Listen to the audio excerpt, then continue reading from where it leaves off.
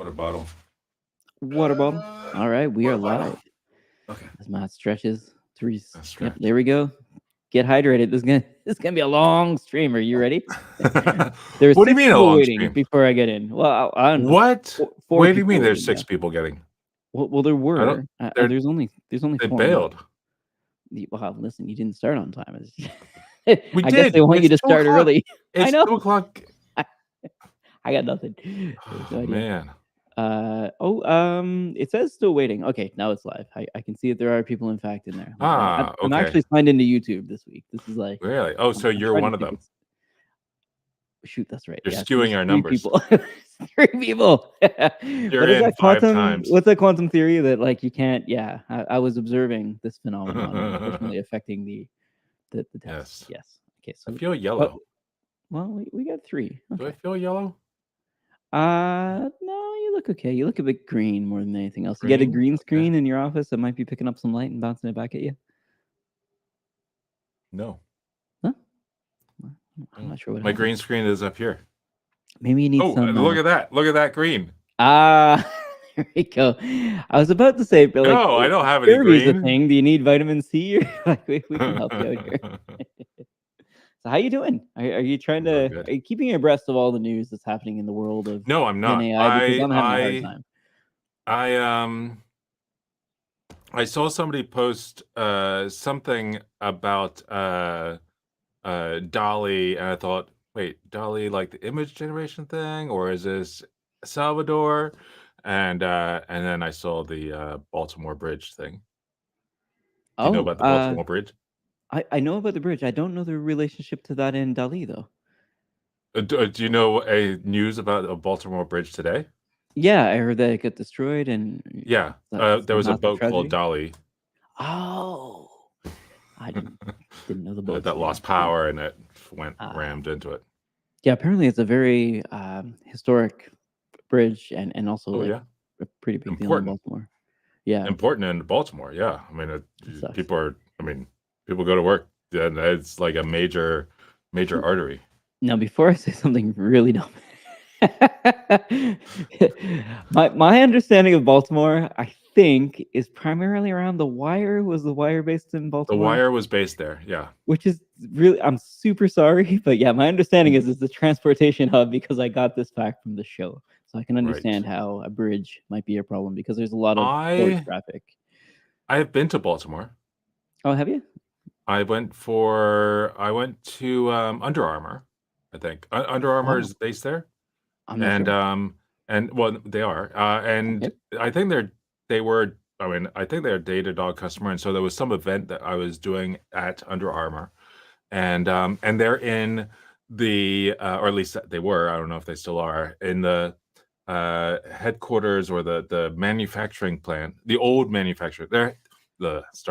Their headquarters is the old manufacturing plant for Tide dishwash or Tide washing detergent. Gotcha. And so all the buildings are named after, all the main products in whoever makes that.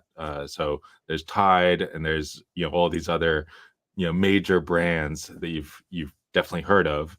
And those are all the buildings. And it's a really neat campus. It's a, an old industrial campus that has been made super fancy and super advanced. And it's right on the water, and it's a really cool area. Does President Street sound familiar? I was just trying to look it up there. It does look really nice. It's like their brand headquarter, I think is what I pulled up. It looks like a really cool building. It's really cool. Awesome. Yeah. Nice. I don't know honestly too much about Under Armour. Have you ever tried their clothing or anything? I've got socks. This is all I know about Under Armour. I feel like I have something. Oh no, that's a brand, right? Yeah, I mean it's a brand that I think they are meant for a different type of person. One who's fitter than I am. What are you trying? One who is a little fitter than me, because I like my t-shirts to be kind of loose to kind of hide the extra folds. And they like you're hiding. They like things that are skin tight and I mean, there are some people that perhaps look good in such such clothing, and I am not I one of am them. not those people. Yeah, I've Yeah. tried on a pair of their cleats before, and I recall them being too small. That's all Oh, I know in okay. socks. So apparently for me, Yeah. it's just footwear. Hmm.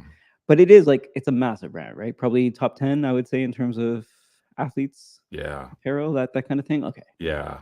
Yeah, I mean, I think if you take a photo of some athletes competing, there's a good chance they're wearing Under Armour clothing. Gotcha. Yeah. Or at least they were. Now, I don't know if they are still are. I think they're yes, still big. I think was it Runkeeper? Map My Run. Yeah. So Ah, the, yes. the reason I know of them, unfortunately, or maybe fortunately, I guess for the Datadog Yes. side, if they're a client, is like I know their software because I used to use a lot of these sort of Yeah. listen, I'm not into sports, but I will No. run walk kind of thing like when I'm trying Sure. to get into shape. But they did sort of have a couple apps that they Yeah. purchased. Map My Run was one of them. I can't remember the other one. I thought it was Runkeeper. I quickly looked that up, and I don't think it is. I think that's ASICS now. But the super handy app for just Yeah. essentially just saying And like some of the meal tracking apps that they also did. that's what I was looking for, but I forgot the name. What was that one? It was like a really there was a database A of great, meals. Yeah, amazing. and you could just pull it up because all the free users had made a database, and then of course they took the app and made it paid. Which listen, Yeah. no judgment, but like they had a moat essentially. The moat Yeah. was all of the free Yeah. recipes and calorie tracking and stuff like that. It was perfect. Yeah. But yeah, that's how I know Under Armour is actually their software, which I feel Right. like Right. again that's a bit of a disservice to a brand that's massive, but the software at least was quite good. Yeah. Yeah. Very cool. Well, again, shame to hear about the bridge in Baltimore. Hopefully, Yeah. people are okay. I mean, Hopefully not. did you see the video of there's a No. video that somebody had uh just before the bridge got hit, and it shows the bridge getting hit and the whole bridge coming down. And it's pretty dramatic. I mean, from the time of impact to the time that's like the bridge is underwater, it's like 10 seconds. Ah, that's It is, and there were people on the bridge, so there's, I don't know, I think they're still tracking people down. we're being told in chat that there's other things that are relevant about Baltimore that we should know. That The Rock apparently is a Or are big they deal. saying The Rock is in Baltimore, or The Rock is sponsored by Under Armour? But that is what I'm assuming, and Steph Curry is the next fact. So I believe this is yes, perhaps not Baltimore, but facts about Under Armour. Hmm. I would assume because the Rock is not from Yeah. Baltimore. I don't think I don't so. know. We need to be Isn't he careful with Hawaiian? that. They could be yeah, that's what I thought, misdirecting us again in the chat. Look at what we can make the voice boxes say this week. I mean, because we know that the Glovers are related, so therefore we're going to see something. I think about that a lot. It's like that confidently incorrect kind of answers that you get back from Gen AI sometimes. It's like, yeah, I've been there. I can emphasize with this piece of script that I'm Yeah. talking to. Oh, Yeah. it's a chunk of Under Armour. Oh, look at that. So The Rock is invested in UA. Oh. We're learning. All right. Okay. Yeah, We seems like a learn good about investment. American companies from Australian bands. I mean, listen, I'm learning about Baltimore the city from The Wire the Yes. series. Oh yeah. Well, so one of the interesting facts, if you're not a former or current Datadog employee, is that a lot of the internal service names inside of Datadog, the original service names, were all based on characters from The Wire. And even though Carlo, who really did all the naming of those services, one of the first 3 or 4 employees at Datadog, he never saw The Wire, and Alexi and Olivier never saw The Wire, but all the things are based on the characters from The Wire. A friend of mine's just started watching this again, so maybe that's why it's in my head. But it's such a good series. I feel like I need to watch it again. Yeah, it just what I really like about it, and maybe what I complain a lot about Americans and being obsessed with narrative. What I love about The Wire is that it's definitely narrative driven, but it's the same story taught from or told from 5 different points in time and 5 different angles, which is what really for me just hits it home. Because a series like The Sopranos was good and had characters, but those characters all felt like they revolved around one big character, Right. which is kind of Yeah. traditional. But at least in The Wire, it felt like these players are like very important in this group or at this time, which I thought was really Right. a way, I guess, a much more compelling way for Yeah. me to find out about the story and like understand it from different angles. Anyway, it blew my mind in terms of storytelling, let Yeah. alone the content and the acting, which I thought was top notch. So good. So good. But I have to ask, because listen, I Mhm. could have a recommendation, but this is not it. So my anti-recommendation this week is the Three Body Problem. I don't know if you've seen it or if you know the full Oh, story, but I have a lot to say about this Netflix series. Have you yeah? seen it? I have not seen the Netflix series. I saw the one on Amazon Prime, The Tencent series, which is 30 episodes. which is, I don't know, I think it might be 80. I don't know, it's, like, 80. enormous. I made it about 20 episodes, and I saw how much was left to go. I was like, "I can't take it. I gotta stop." Yeah. Okay. So my understanding of the Tencent show, Tencent show, having not seen it, is that it's pretty close to the source material, which is good. Right. In terms of character development, that kind of stuff. There are bits like, have you seen the Game of Thrones series on TV? I have. Do you remember how Ed Sheeran suddenly became a character about like halfway through season 2 for some reason they decided to add Ed Sheeran? Does this ring a bell? If it doesn't ring a Really? bell, that's cool. It stood out to me as a shining example of like character placement or something. There's something really wrong with it. Apparently, in the Tencent show, all of the characters map directly to the book, except for one character who just happened to be popular at the time, who they just shoved in the Really? show. um, Also, so the beginning of the story is extremely political. So I'm going to Mhm. proceed with caution, but it is it's a tale about governments and scientific discoveries and how sometimes they may clash based on whoever might be in power. Right. My understanding is the Tencent show drops this, which is the opening scene, and sort of the what do you call it? It's like the motivation for one of the key characters Mm. is dropped. And I can understand why it's dropped. Totally get that.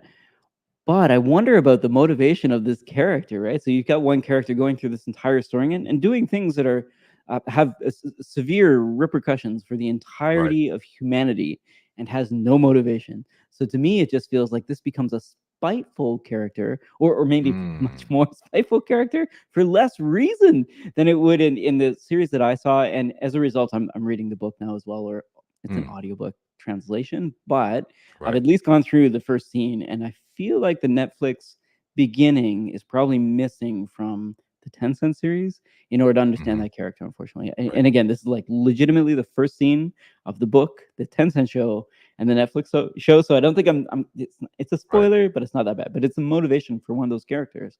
So I thought that was Right. one super interesting. The Mm. other is that this is an American show about a political thing that happened in China.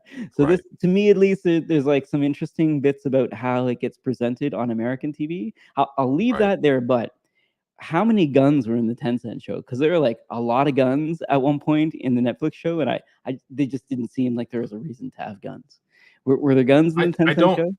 I mean, as far as I got, I don't remember a lot of guns. I didn't think so. Yeah, I haven't got there in the book, but Um, I can't imagine this scene requiring guns, which I thought is like, this yeah. is so American. You know what this scene needs? More What guns. what I what I find interesting about watching the one on Amazon Prime, um, versus what I remember of now, I've read the book, uh, I mean, it has to be, like, when it first came out in the Oh, a US. while ago. So Is it this is a while back, 10 12 years? years ago?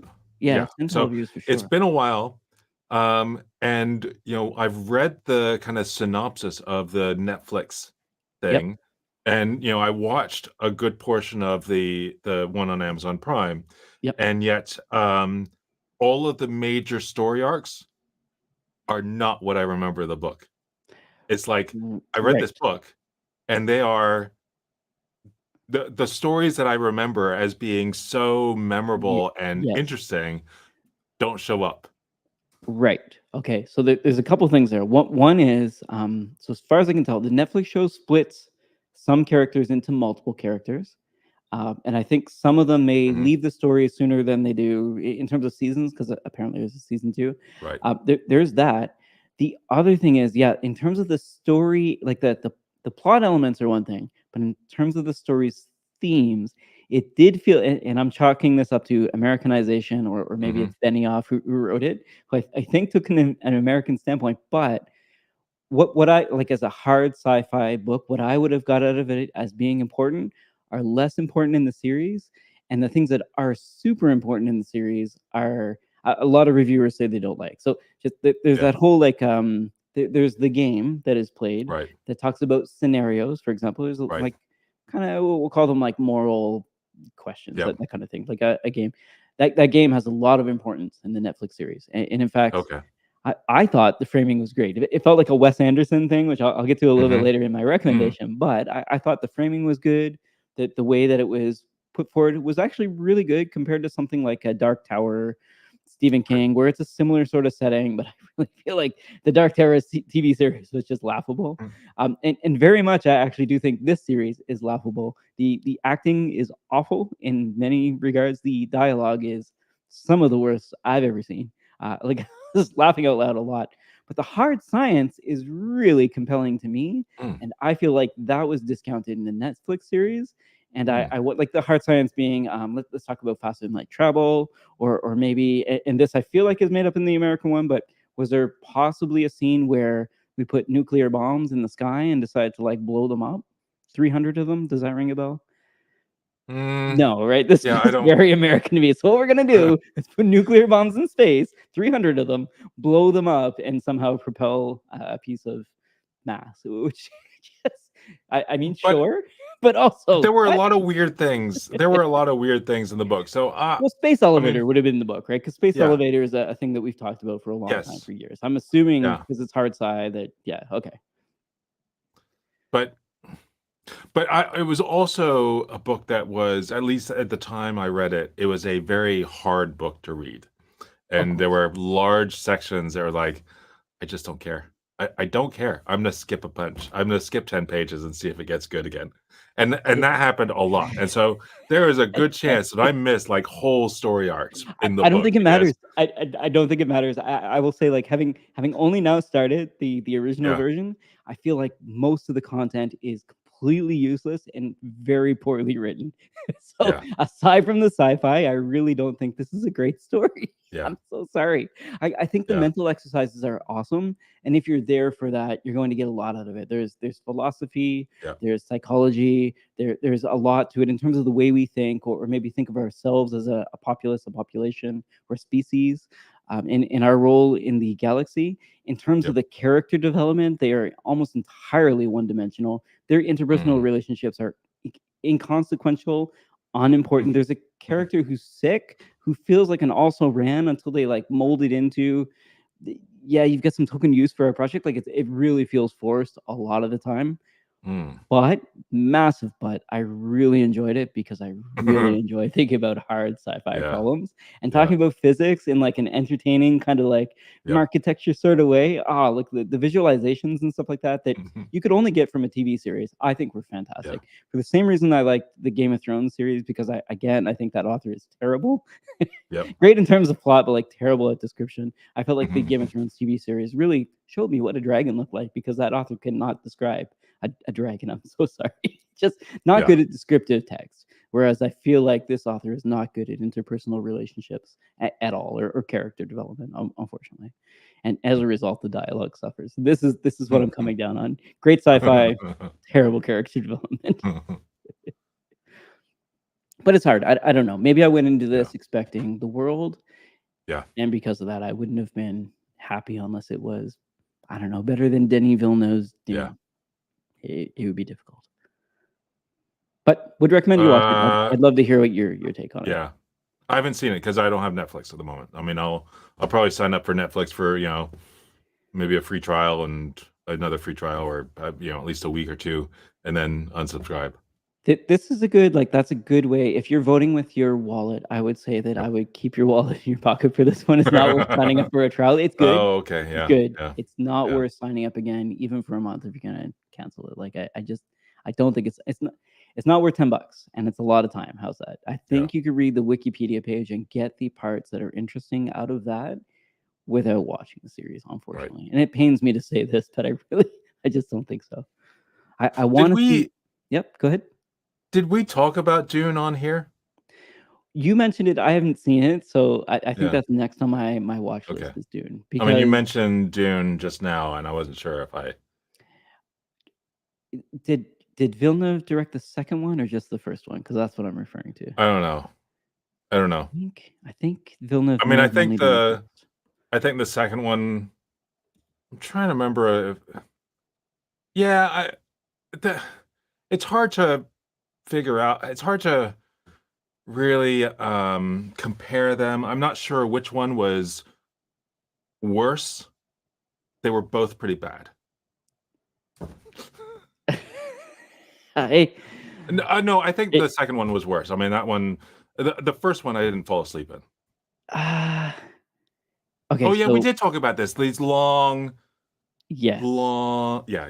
Yes, and you were saying that there wasn't even enough of that. So there wasn't enough arty in the movie, which is what. Yeah. I'm expecting from Villeneuve, and I guess that's maybe what I'm referring to. Yeah. The other thing which they do in this series, which I think they do in Dune, is that whole wraparound screen, and then we're gonna dump sand on the ground and pretend that it's a desert. Except they should be lit the same. And in Dune, I'm pretty sure they are. In the series, they are not. It's like that's a screen. But I mean, you can tell there's a pile of sand there. That's awesome. The thing behind you though is like you're at the wrong angle, so you can kind of see the glare on the. It's just no, this is not working. It breaks the illusion, I guess. And then of course I'm nitpicking, and it's turned into like Mystery Science Theater 3000 or something like that. My significant other is hearing me like yelling and pointing at the TV when I notice stuff. It devolves into that sort of game. So I guess the series is probably a great drinking game. I just don't have the bingo card ready yet, but there are things that recur. The main character on the other end, or should be a main character, but there is. The main character has some good dialogue that I believe they ad-libbed. So I'm just going to give them credit because the rest of the dialogue is so bad. There's no way the same writers wrote the lead character's dialogue as well as the rest. So it's impossible. It's possible. The supporting actress also had really good dialogue. So I feel like those two. And maybe like the chief protagonist, I would say it feels like they riffed off each other, and it was quite good. Every other character though, and there's a lot of them, as you know from the book. So we're talking like a cast of 20 characters, and there's 17 duds, and 3 of them are good. I mean, we're talking about the Star Wars series. Exactly. I think with the budget, Nate, I would agree that those wraparound screens can be used very well. So in a Dune, for example, I didn't notice at all. Unfortunately, I think it's really obvious in this series. So 3-body problem, in case you join halfway through, is what I'm ranting about. But I do think it's worth a watch. Don't sign up for Netflix for it. Well, I mean, I think there's some other shows I haven't seen on Netflix because we've been without it for like a year. Yeah, what? The Astro Boy series, Pluto. I would. I think is actually worth signing up for.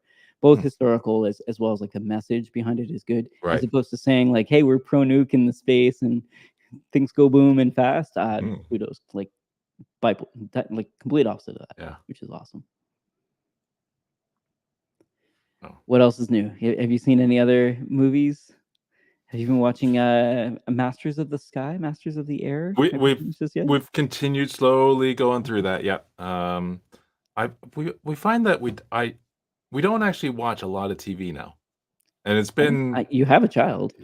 We do have a child, and so there's that period from like 7 till during the week. I'm putting her to bed, and so we're trying to get started around 6:30 to 7 to start putting her to bed, and there's 1 or 2 stories, and sometimes that turns into more, and sometimes I don't get out of that room until 8 o'clock, and I might have gone into the room like energized, and then I'm like coming out of the room like it's time to go to bed.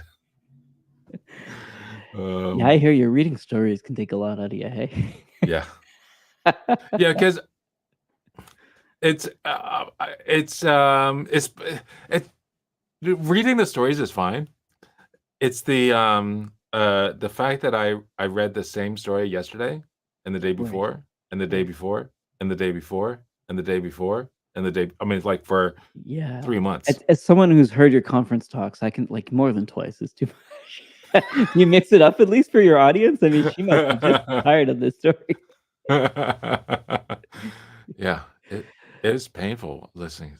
It's so Yeah, and I think that applies to, like, most stories, right? Do you mix up yeah. the voices? Do you do voice acting? That's what I used to like with Yeah, the stories, yeah. is like to act out some of the characters to make it somewhat interesting. That and I will swap out words and swap Okay, I mean, but then she's like okay. then she calls me out on it. I was like, "No, that's not Um, what she said." So, she knows the story better than I do, and, okay, okay. but yeah.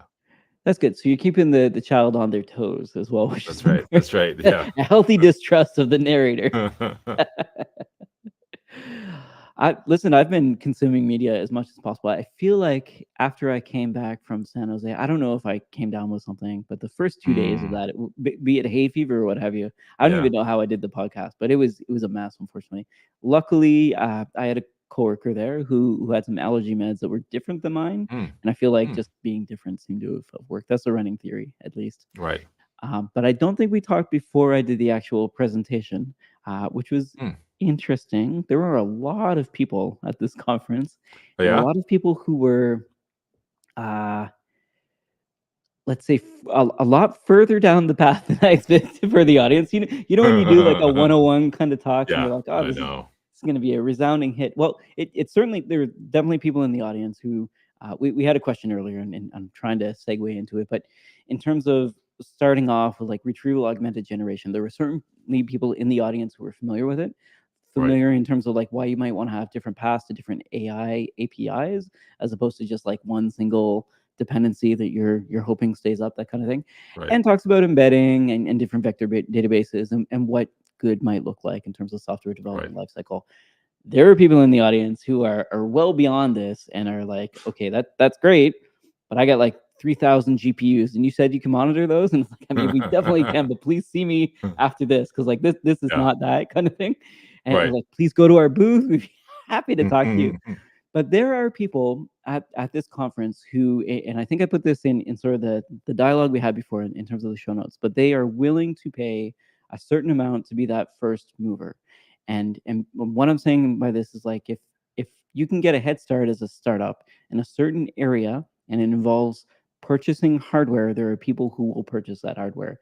And just as you vote for Netflix with your wallet in terms of the trial, there are people who are convinced that buying this brand new GPU at whatever cost it is will Yeah, give them that advantage, and that advantage is worth the amount of money. And when you think about it, I mean, let's say you buy two. So I think they list at 40,000 American. You can't buy them yet, but I believe they said 30 to 40 is what right. they'll sell for. There are people who want to do this already. Now, some of these people might be government agencies who have a Yep. lot of data. Understood. No questions Mhm. asked. I get it. Some of them may be governments from other countries, which Sure. can cause problems. There are also countries who feel like this is an advantage that they could, like, if they buy in now, that they could have an advantage over countries that are maybe in the region or more high tech or things like that. In terms of Mhm. like the view of a country, in terms of like, hey, this is a high tech country. I want to go Right, there to do engineering, that kind of stuff. So right, right. I feel like there's like actual like nation states vying for the same Mhm, technology that startups are at this point in time. mhm, And first mover advantage here means something completely different, I think, when you're talking about a mhm. startup versus a country. Right. All this to say, listen, I don't have any conclusions here, but I feel like this type of emerging market and watching people vote with their dollars tells us a Mhm, lot about the one who's interested in like why do they right. need this, what are they trying to do. A chatbot, totally understand, like, listen, you're trying to build the next Notion, or you want to add AI to I think it was intake, for patient Mhm, intake. I think it's $7 an hour is what I saw from NVIDIA, or maybe it's $9. So we'll be charitable and say $9 an hour to help the US deal with issues of staffing in healthcare. mm. Totally makes sense. Like, human in the loop. It's just that intake form, that kind Right. of thing. Totally makes sense. But we're talking about a big problem that takes years to solve. Not Matt and Ryan make a sample app for GCP, and we're gonna go talk about it. Like we're talking about like serious investment and Right. serious time investment as well. And it's honestly, I guess it's just fun to watch, to see people actually coming at this problem head on and developing. So we talked last week about NIMS, which is kind of that closed source, open source, sorry, closed, what do you call it? Like hardware specific, I'd say, solution. And it looks like Intel and a few other companies have gotten together to create something called UX, I want to say I, but basically an alternative to NIMS that would allow you to essentially do the same stuff, but on AMD GPUs, Intel GPUs, probably the ARM GPU, and then, of course, the NVIDIA GPU. So it feels like we're getting there now. And I promise I'm getting to the question. So on the note of RAG and GPUs and training, we did have a question in the chat, which is from Tammy. Tammy's asking, how would you do RAG if your data source evolved over time, or if the initial data source wasn't static? So let's say you've got a PDF, for example, and I know that maybe this PDF is an SOP, like a standard operating procedure. And what I want my bot to do is allow me to ask the bot about an SOP in like a chem lab or something like that. Like I need to wash these pipettes. How do I do it? What are the updated guidelines, that kind of thing? And if they've changed, then the question is, how do we approach this problem? Now, my naive answer, because I think this is probably the wrong one, is to simply version. I would version the RAG stack is what I do. So like 1.0 had a certain version of the docs, and as we change, I would version it. But the initial, like my immediate thing is like, hey, is there no delta between these, or is there any other way that I could go at training this thing instead of doing it all over again? Could I just add the difference between the two? Well, that's the great thing. Sorry, go ahead. I mean, the great thing about RAG versus training or fine tuning, right? Although the fine tuning and training, those require a huge amount of time and a lot of work to tweak the weights inside the inside of the model weights file. Right. But RAG, it doesn't. I mean, you're not Just searching right? for. It's you're creating embeddings of chunks of the document, and for a really big document, even a like enormous document, you're talking about like a few seconds, maybe a minute for like the most. For War and Peace takes less, like 40 seconds or something. Yeah, I've seen about a minute for about a gigabyte of data. For a lot of that's for 500,000 words. But most documents are going to be, a minute, 2 minutes, something like that. And so, and usually when you're going to store these chunks inside of the vector database, it's not just there's the obvious bits of information like the source text and the embedded version of it. But then there's all the metadata associated with it, and different databases, different vector databases allow for different amounts of metadata, but I think they all allow for some sort of metadata, and one of those bits of metadata is like the file name, or file name and version, or file name, version, and date. And if there's a new version, maybe you get rid of it out of the vector database, or maybe you keep it in there so that you have, when you do the search, you only search for the latest stuff normally, and so you can search by that metadata. And so even the simplest, like one of the simplest vector databases is also a really popular one. That's ChromaDB. It has the least number of features, but even that will allow you to filter. First filter all the data based on some sort of metadata. Only include the latest version of different documents, and then do your similarity search against the rest of the data. Got you. I tried to look it up because I I should know this, but I'm trying to find the one. But there was a database vendor at GTC that talked about provenance. So when we're talking about those versions, for example, like this is the SOP, but also I grabbed this from the latest version. Would you like to see other versions, that kind of thing? Is it provenance or provenance? Provenance, yeah. So like, where did the data come from? What is the source of the data? Don't give me versions of 1.1 and 1.2 together and make some new kind of doc. Make sure that when you're querying it, that you're grabbing from just this tag, kind of thing. And that's like an actually hard problem to solve in the Hadoop space. So if this is something like that can be, it's just even if it's standard super standard, easy thing to solve. Because as long as it's up to you to fill in the another dimension. What metadata. Yeah, it's just another bit of metadata. Nice. And so as long as you think of, oh, that's a piece of metadata I need to record for each one of my records, then it's going to record that. But it's up to you to think about that. Yeah. And I think in Hadoop, it's really easy to do before you collect all your data, but generally you've got all the data, so then you have to like rank and sort and do all this fun stuff with it. So it sounds like it might be a little bit easier in the training phase, at least. Then you can start adding tags or metadata to them. Training is different. Sorry, training is a different process. Embedding phase. Embedding phase, yeah. This is why Matt's here, to keep me up to speed. Yeah, I mean, it's super. I mean, I've seen so many vendors out there that use the word training to mean, which is not the case. Yeah, adding stuff to a RAG database. Like, no, I mean, thank you so much. I don't want shorthand, to be, right? I'm new enough to this myself that I shouldn't be the police or anything, but still, training is one specific thing. And fine-tuning is another. I think that's the biggest thing that you're trying to say here. Is that the training phase should make you think it's of expensive time. Expensive in time, expensive in GPU. Okay. Whereas embeddings are much like orders of magnitude smaller. I mean, like, I mean, I'm not a huge note taker, but I have a lot of notes in my Obsidian database, and embedding, like splitting it up into smaller pieces and embedding everything, I think was like 10 minutes or less than that. 8 minutes to do everything. And so if you want to, change it out to something else, right? Great. 8 minutes more. And, we've got a whole new database. All right. Well, hopefully that answered your question. Yeah. Hi. That was a good one though, because I've not thought of that kind of wrinkle. I like these day 2 or even day 500 problems. Like I came up with this great idea. It's like LLM plus PDF. No one's thought of this before. And then day 1, like you deploy it, everything's awesome. You're using SAS, everything. And day 2 is like, shoot, I got new data. It's a great question. Like, hey, what if the data gets modified? I want to not retrain, but re-embed in order to look up the data again. Yeah. Right. Good question.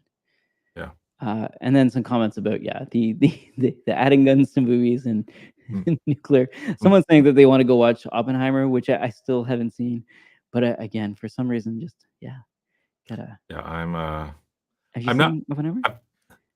No, I've definitely talked to people who have. Right. I haven't talked to anyone who enjoyed it. No way. So Nate's saying it's long, and this is kind of why I've shied away from it, because at least I can skip, when it comes to Netflix or whatever, I can hop forward, hop back, so it's double speed, because it does feel a bit plodding for. And I'm English. I mean, I grew up watching. I mean, because my parents are English. I actually born and raised and grew up in England, and we moved to the States when I was a year old. So I mean, I've been raised on slow, boring movies, which I find interesting. I mean, I find that stuff generally pretty interesting. Right. But some of these people have seen this movie as it's just boring. It just nothing happens. My understanding is that Cillian, I think is how you pronounce the name, Murphy, is a pretty good actor in this. So at the very least, like seeing the chops that they've got in terms of skill will be good. But yeah, it's still I'm happy to wait. There was a good there was a good series at one point on is that right? Manhattan? Oh, Manhattan Project? No, it wasn't Manhattan Project, but it was I think it was just called Manhattan. Okay. On one of these other channels. Was it Prime? Like Sundance or huh? Well, it might have been Prime. It wasn't, at least not in the US. It was like Sundance Channel or one of these other smaller channels, and they had WGN. This one really great. Yes. Yeah. Weird. I mean, it's on Prime, but apparently, it's via WGN. Very interesting. Was it good? It looks like it's got high production value. Okay. Fantastic. Excellent. So your recommendation is to watch this instead of the movie that you haven't seen. Yeah.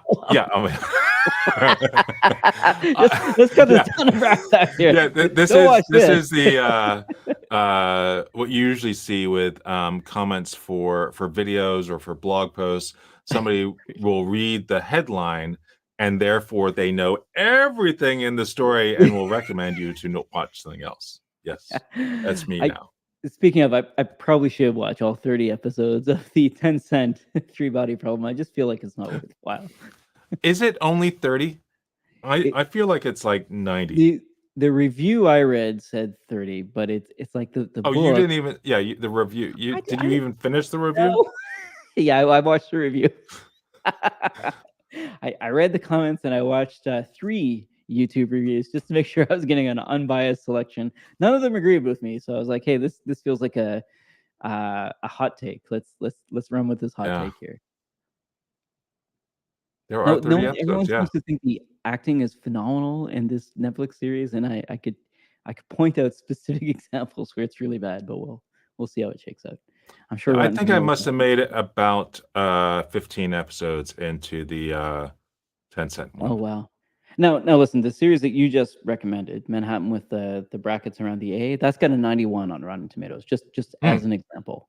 So this is like pretty highly rated, even after the fact, because it came out in 2014. So that's for something like this, a TV series from WGN to stand the test of time. Sort of tells me that this is probably good. I mean, we're talking about something that's 10 years old at this point in time. So I agree with you. Yeah, with new movies. Because it was like Rachel Brosnahan, and yeah, that was the movie. Oh, that was the series. Yeah. Yeah, and Oppenheimer, the brand new movie that box office darling, is still only a 93. That's 2 points higher than your 10-year-old series, which tells me your series is better than this movie. Because it only goes down. Rotten Tomatoes will only decrease over time as more people see it and come in with their negative reviews and blah blah. Oh, okay. Yeah, it's just the way it works. Same with IMDb. I mean, I've generally heard that there were 2 movies that came out at the same time, Oppenheimer and Barbie. Yeah. And I've heard from like people are like almost like ashamed that they had to go see it, and they came out saying that was fantastic. I mean, again, Barbie movie's got 88 on Rotten Tomatoes, which is still a really respectable score. But I would agree with you that I feel like the traditional reviewer is not going to this movie yet. Once they get there, because they chose Oppenheimer instead of Barbie, that it may hold up better over time. I mean, both these movies have some problems in terms of not so Oppenheimer is about a war, right? So there's definitely some people who are not gonna like this. Barbie's about a child's toy, which is primarily geared at women. So there's 50% of people who might not watch it, and I'm gonna assume that they're less pacifist than 50%. Let's just pretend for a moment that there's 10% even of Americans who are pacifists. Right. I can see more people going to see Oppenheimer than Barbie. Sure. Is all I'm saying here. And that over time, I feel like more people see Barbie and will be happier with it than Oppenheimer. Yeah. This is my bet. We're going to put my money down. So after 5 years, if Oppenheimer is still more highly rated on Rotten Tomatoes, I will eat, I don't know, not my hat, but I'll eat something. Eat my shirt. But I can't see it. It does thematically. It looks like Barbie is going to be the best. Speaking of shirt, is it the Sydney Datadog shirt again? No, it's not the Sydney one. Okay. Yeah. If I'm not wearing the Sydney shirt, I'm wearing this one because I typically have a deliverable on Tuesday. So today I did a thing with Weaviate, which was awesome, by the way. Weaviate, we were talking about vector databases and things like that. The more I learn, the more I realize that there's the batteries included kind of database service that you may pay for. There's the open source kind of thing, and then there's like me with the hammer, with the Postgres hammer, is like, oh, PG Vector exists. I'm gonna use that kind of thing, but it feels like it's got way less features than some of these offerings. So PG Vector being the one that I understand, it's always interesting to talk to like the Pinecones and the Weaviates of the world. Right. Yeah, but yes, that is where I'm wearing the Datadog shirt today, okay, which is a rarity. And hopefully the mic is fixed as well. I got a haircut for the audience, I fixed my microphone. The hair that was in the way? Apparently, yeah. There's just way too much beard. It was the issue. Yeah. I have one last question for you, and this is more about mic technique. Because listen, I'm not the best at stage presence, and I talked to a few people about this. But the question is, how do you hold an SM58 if you suck at like the distance? I can't For some reason, I can't hold that microphone at the same distance in front of my face when I'm holding it, be it in karaoke, a talk, or whatever. So, and this is embarrassing, I shove it right under my chin like a fake microphone. And the beard's in there and everything. I just hold it there the entire time, literally touching my face, and it's gonna be sweaty when I let go of it. But I wonder, there's got to be a better technique than this? Because like that's all I got. No, you got nothing. You're like you're either born with it. Yeah, no, I don't know. I mean, which is the SM58? What's it looks like it's a vocal mic that people would use for drums and stuff like that. It looks like a bog standard microphone. Oh You yeah, could say SM57 I have this. if you want to. Yeah, I mean everybody does. Yeah. I've got one too. Okay. Yeah, and I've got the Audio Technica, I don't know, knockoff of I it. think it was like the first mic I bought. I haven't touched it for in like 10 $100, years. $150. Yeah. Yeah. It'll always work, but it's got a whole bunch of issues. Pop filter is the biggest one, which is why I don't hold it on my lips, because it like I got a poppy voice, as well as sibilance. I tend to have like a bit of a whistle when I talk, so I've got a thing that takes care of that for me. So I sound like I've got a lisp, which is the trade-off. But for the SM58, I literally shove it under my chin because I can't figure out any other way to talk into it. So why does this come up? Because that's the mic that I had at this conference. This is how we're relating it. So at this conference, I don't know. I mean, but it wasn't like mounted on something. No, or you had to hold it. Had to hold it. Yeah, and they told me lapel mic. And listen, I'm not going to be like a diva or anything like this. I can certainly use a lapel mic, which is just keep your face facing the same direction as your shoulders. That's the big thing with the lapel mic. It's not that hard. The microphone you hold, though, for some reason, I'm always like the distance is never the same. My voice will fluctuate in volume. Yeah, I have no answers. I have no answers. I don't hold mics.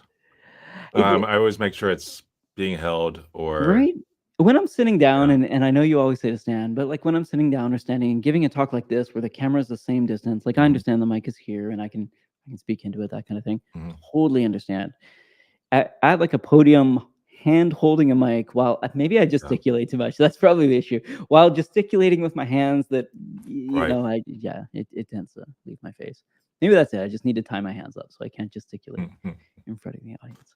But that's the issue. That's why I have this mic up here, and it's far enough away that I mean you can't see it in the camera, and it seems to do a pretty good job, and yeah. I mean, on this desk I have two mics. With that one, which is I can't remember, Octava MK12, and then this guy, which is the Heil PR40. Classic. Yeah, and that's. I just need to bring my own lapel mic, just like a mini XLR. Yeah. So I got them. It's not a problem. Anyway, okay. So that was one question. I did have one checkout on Netflix that it's close. Like this would be half of your sign up again. So this is called. I'm gonna mess up this title, so I'm gonna pull it up. My apologies. It is called The Wonderful Story of Harry Sugar. Now, there is so much going on here. That the first thing is it's Wes Anderson. It's not very long. It is a Roald Dahl story, and it is like a tour de force. It has all the Wes Anderson -Y, the Wes Anderson-y elements, like all the sort of stage kind of thing with like diorama stuff going on, as well as the really strong right angles. Great cast. A lot of sort of that like behind the scenes fourth wall kind of stuff, as well as dialogue on top of it. Like Matt would say something and then say Matt says at the end of it. Like Matt would say Matt says. It's very, very interesting. Can't recommend it enough. It's super short. Watched it last night. I think it might be 40 minutes. It is phenomenal. And the message is really good as well. So not worth the price of admission, but I think definitely worth watching. And it was just a feast for the eyes. And yeah. Pretty amazing cast. Right? It's like, if this isn't good, Wes, because you can tell he's got some budget in here for sure in terms of special effects, and the cast that is in the film is phenomenal. But on top of that, their performances are stellar. The cast is phenomenal. The acting's phenomenal. And it's just I needed a palate cleanser after watching the Three Body Problem, because it really just left me feeling icky. It wasn't wasn't good in terms of like a bunch of production value. But I feel like if there are levels of entertainment and maybe the Three Body Problem is kind of like that pulpy level, and I'm stealing this from Matt Ray, someone who's talked about it before, but Matt would say that like Three Body Problem to him, I think, was kind of like Elevate. The book would be like an elevated type of maybe media. The series was definitely not that. It was more pulpy. And I feel like I feel like the wonderful story of Harry Sugar is pretty high up there for me. How's that? It's like not the top, but it's quite good in that you could watch it multiple times, get different meanings or pacing, or understand a little bit more about Anderson's process. Would highly recommend. That is my recommendation, my checkout for the week. Okay. What have you got, sir? I got a new toy. Oh, what'd you get? You said you were going to surprise us last week. Did it? Yeah. It did come. It came like later that day, and it's the what's it called? The Osmo DJI Osmo Pocket, and the Pocket, it's pretty amazing. It is. It's pretty amazing. It's fantastic. I didn't know it had a screen on it. Oh yeah, it has a little screen, and it's just magical. Yeah, it's a now I see it swinging image. around as you move it. Is it just tracking you automatically? Is that just what it does? It's tracking. Yeah, it's basically. I guess there is some tracking automatically, and right now it doesn't have. I guess it's seeing it's not recognizing your face as a face, but it will. As you move it, it will try to stay on whatever you had, whatever's in front, and then slowly kind of move back to where you're pointing. That's really cool. And it's amazing. It's really, really great. So when do we get the Matt jogging out of breath, like real quick, 10 things you need to know about Kubernetes? Yes. So I think of like Michael Cote on the side of like a Dutch street kind of thing, just talking to us about stuff. Love it. So we're going on a trip somewhat soon that I wanted to make sure I had it for, and but I also, one of my intentions is to have, once I have a script written, there'll be some stuff that I record right here in front of the main camera, but then go sit on the beach and record some of the lines out there and move around the city and do some of it from the a ferry or wherever it is. Try to make these a little bit more, not just these four walls that are always skewed a little bit. But we talked about Casey Neistat once, and that's one of the things that I don't think I brought up, but the changing of angles is really like it's visually compelling, at least. And the fact that it comes with the mic is pretty amazing, and it's an amazing mic. And you can pop this off. You can put the receiver is built in. Is the receiver for the mic? The receiver is built in. It's inside here. So there's nothing you need to do. You just turn it on, and the little display says, "Oh, you've turned on the transmitter," and you can have up to 2 of these, and it'll record both of them, so it will receive both of them. Perfect for interviews. Perfect for interviews. Yeah. Right. Yeah. And you can have it. You could definitely have one of them recording here and record the audio from here. Oh, nice. And one of them is as a separate track. And I think you're able to do 2 from the 2 labs and then 1 on a separate track. Did you guys get that? It's got like that 2-channel protection mode, I think, as well, as if like if there's wind or you're too loud, it can record in like 24-bit float or something. It records in 32-bit float. 32-bit floats. Thank you. Yeah. This is me watching Chris Judd and forgetting the actual point. Yeah. 32-bit float, and then you can recover the audio in case it's like recorded too loud or something like that, which I've certainly done with wind. Amazing. At least Makeover. That's really cool. Wow. It comes with the little dead cat, and this transmitter is I wasn't. It's super light, right? It's super light. It's tiny. Yeah. And the battery on this lasts forever. That is not the case of the ones that I use. The one I used last week, for example, the Rode is not. It's big. It's bulky. It definitely lasts. It doesn't last that long. And then it's just and I remember I've seen a bunch of videos saying it's hard to get. It's like I mean, I guess it's hard. It takes a long time if you're ordering on Amazon, but if you order it from DJI, I mean, I ordered Oh, you it. went direct to okay. I You thought you order meant it direct, something. and Okay. it takes 2 days. I got it. I ordered on a Tuesday and it arrived on Thursday, and it was amazing.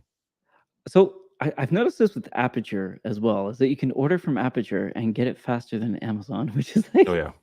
I have many questions about how logistics Yeah. at the scale work, Yeah. but if the price is the same and it gets there with, I mean, I paid for shipping. I think it was I mean, $12 or something, but it's awesome. gonna it's will often cost the same, but even if it costs the same, I will tend to want to get it from Amazon because with this, if it sucked, I have 14 days to return it. Right. That's good. With Amazon, I've got 30 days at least to Right. return it, Right. and like no questions asked, it's going Right. to get returned, and Yeah. it's an amazing return Like the policy. Costco of, or I guess Yeah. Costco is also an online retailer, but it's like Yeah. that Costco protection kind of thing. Yeah, that makes sense. So I really love that. I do. I love the fact that it takes a I can plug in a lav mic into this and then plop that in my back pocket. And I believe it will. You can either record this and have it sent directly to you here, or there's storage on the device itself, and so you can record directly here. And that way, if you get out of range for some reason on the camera, it's still recording anyway locally, which is amazing. I look at these things and I try to relate them to work, and I really like DevOps, but you might not know I'm really into dog ops, and this is involving things and involving dogs. And the first time I lost my wireless Go is because I attached it to the dog, and the first thing the dog did, of course, was to shake, and it went who knows where. I wonder, Matt, if you're willing to test the dog object tracking and audio for me. Because that's immediately what I thought. I was like, hey, can I put this on the puppy and set it up and watch the puppy run around? But like, of course it's gonna break. I don't know how you would fasten this into a dog harness, but it looks smaller, which is good. It has less mass in order to make the the trajectory less long. I would assume. But I have heard for this, I've heard some reviews say it's amazingly. I mean, it feels well built. It feels really, really like it's going to survive a fall. But I've seen some reviews that say it's amazing. It survives. I mean, I dropped it, 5 feet onto a concrete floor and it's been fine, or a few scratches. But then others saying it was standing on a rock on its, kind of built-in tripod, and it fell over and it broke completely. So it really depends on where exactly, how exactly does it fall? Just looking at it, right? I could probably find there are some delicate pieces. Yeah. So don't throw it around. But also most reviews I've seen, there's a little protective case that comes with it. Yeah, I was about to say it came with a case, right? Because I've seen people using the case. A lot of people have said, I don't even bother with the case. I just throw it in my bag. And it's oh no. So oh no, like that without way too delicate. Here's the extra battery piece. So here's the whole camera is this tiny little thing. I mean, my hand is bigger than and it's just amazing. Oh, the screen flips. Okay, gotcha. The screen flips, and so that turns it on. Gotcha. Oh, I just turned it off. That turns it on, and then you can turn it this way and say continue, and now it's in a vertical format. So I can do all my TikTok videos about dog offs. Perfect. It doesn't turn the gimbal, so it's a bit of a crop, so it's like a 3K image, vertical. Okay. For social media, for social media, I'm at 1920 or 1080 by 1920 anyway, so I'm sure that's fine. Yeah, that's really cool. And so also DJI tends to come with like these what are they called, hard cases or soft cases, like zip up things. Did it come with that as well? It came with a little case. Yeah. I love those. I know it seems silly, but I love those like protective cases that all these things come with. Yeah, for the most part, for most things that come with a case, I think what a waste of money. It's Really? so I like them. poorly designed Okay. and poor. Like the stuff doesn't need it. You know, for the most part, cameras they don't need a case. You barely need a bag. I mean, it's You're living on the edge over most. here. I mean, like when I think of the older Nikon gear that I had before, or the Panasonic GH1, GH2, GH4, GH5 that I've had, all of them I've dropped like onto concrete. I mean, not intentionally, but I've dropped them onto concrete, and they survive. I mean, so many of these bags have too much padding, Okay. and I thought this was going to be the same thing, but this is actually a nice bag. It looks nice. And It looks premium. yeah, I mean, and it's got like a lot of little Yeah. slots, and it's so 'Cause it's have you seen, like, the Mavic Air and the DJI Mini and stuff? They come with these, like, honestly, really cool cases. yeah, Like, I just yeah, want the case so you can keep the drone. Like, the cases look really well des like, I've seen them, yeah. I think we're on Diamond Head, for example, in Hawaii the first time I saw it, Mm. and someone just took it off their back. I thought it was just a normal, like, Mm. book bag. I don't know. I thought it was like a Peak Design book bag kinda thing. Right, Flipped it yeah. off, opened it up, pulled the drone out, and had it flying Mhm. within, it felt like 2 minutes, which is Yeah, really cool, actually, for something that yeah. looks really complicated. And I looked inside the bag, and there was all these, like, perfectly designed pockets and little pads that you can move Mhm. around, and I thought, like, you know, this is a really cool Yeah, bag, actually. yeah. I just I love that companies are doing that now, because back in the day, like for Nikon, you'd have to buy a paddock case from them, Sure. even though they could withstand and stuff like that. This is like a $300 soft leather Yeah, carrying pouch that you'd have to pay for, and then they're giving it to you for free yeah. from DJI, which is Yeah, I awesome. remember in the camera shop I worked at growing up, um, we had, you know, a wall of bags, Yeah. and there were the bags that, you know, we'd have to constantly keep restocking because Yep. people would always the Tamrac, I Tamron. think was one of them. Oh, Tamarack, sorry, Tamrac, DJI yeah. Tamarack. Um, and then my favorite, which was the Domke bags, Yep. um, and uh, um, and then there were the Nike, like the brand name bags that Yeah. would, you know, we'd have to get one of them to put up on the shelf, Was and it then it would never get touched. Like Nikon the National Nikon bag, Geographic? It was such a yeah, bad or the Leica bag, or the, you know, oh, all these other yeah, bags that were yeah. just garbage. Yes, unfortunately. Yeah, Yeah, and they would cost a lot, because as soon as you yeah, put the Nikon badge on it, or the Leica badge, like, yeah, that red dot costs a lot of money, apparently. yeah. Yeah, But totally. I ended up buying 2 Domke bags, Yep. and one of them, the F2, I bought it when I was I think I was 14 when I bought it, Wow. and it's still, I mean, I still occasionally carry stuff in it, and it's still good as new. It's amazing. I And uh then I uh, bought I a smaller legitimately one. used one of these, like, just yesterday. I didn't realize it was Oh, Domke, yeah? 'cause I think it was, like, wiped off or something, like, the brown version of the F2, Yeah, yeah, specifically the one I was playing with the other day.